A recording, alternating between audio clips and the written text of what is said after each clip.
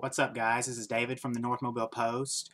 The UFC is back on free TV this weekend with UFC on Fox 5. It'll be live on Saturday.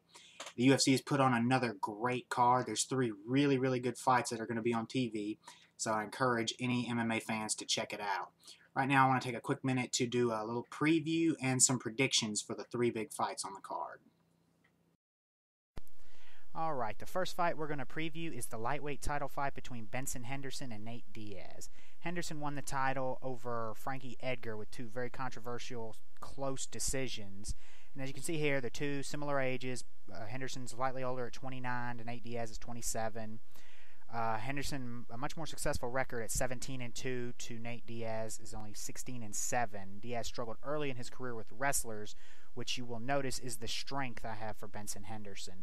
He is a very powerful, very good wrestler. The big advantage for Diaz is in reach. He has a 6-inch reach advantage. And another big advantage for him is his Brazilian Jiu-Jitsu. Henderson tends to get caught in submissions when he gets people down, but he's very hard to submit. He gets caught in submission attempts is what I should say, but he doesn't actually get submitted. So that is going to be a good matchup there. If he takes him down, which he inevitably will probably have to because of Diaz's reach advantage and very strong striking. He is a volume striker. He's going to get in a lot of shots. Henderson's going to get tired of getting hit and probably take him down. Can he avoid the submissions of Nate Diaz, which are excellent? It's going to be a good fight.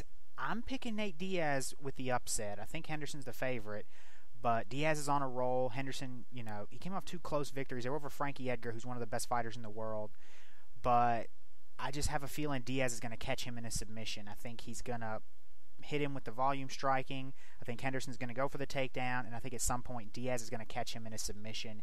He beat a similar fighter in Jim Miller, who's not as dynamic as Henderson, but a good, strong wrestler with good submission defense as well. Diaz was able to submit him. I think he's going to do the same thing in the upset here. Our next preview is Rory MacDonald versus BJ Penn. Penn is coming off a loss in his last fight to Nick Diaz. He lost a decision where he was dominated. Nick Diaz was patented, just heavy volume striking, pounded on Penn. It was close early on, but as the fight wore on, Penn started to wear down. MacDonald has won 3 in a row. He's considered the future of the division. Young, 23 years old, powerful.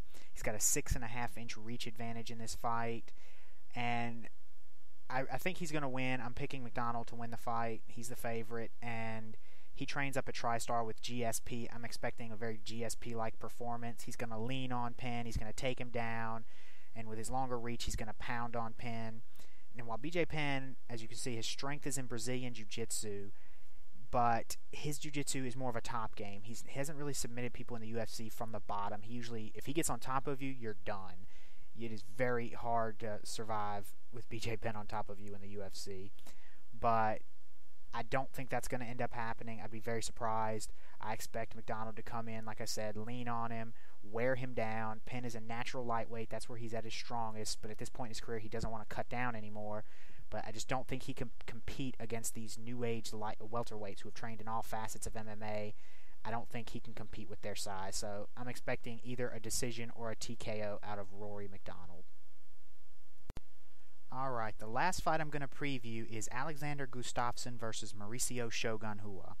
Gustafsson is a guy, like MacDonald, that a lot of people think is the future of his division. He's coming off a big win over Thiago Silva. He's a striker. He's got a background in boxing. And he's going to fight an even better striker in Rua than he did in Silva, I believe. And I just like Shogun's striking, his Muay Thai, better than Gustafsson's boxing. Gustafsson's tall and lanky, but he's only got a half-inch reach advantage over Rua. And I like Rua to win this fight. I think he's got better submissions. I like his striking better. Way more experienced at 21-6 compared to the 14-1 record of Gustafsson. And just, that experience, that championship experience, in fact. He won the Pride tournament back in the day. He's been a UFC light heavyweight champion. He's fought the best of the best. He's fought the best fighters in the world. And I like him to win this fight.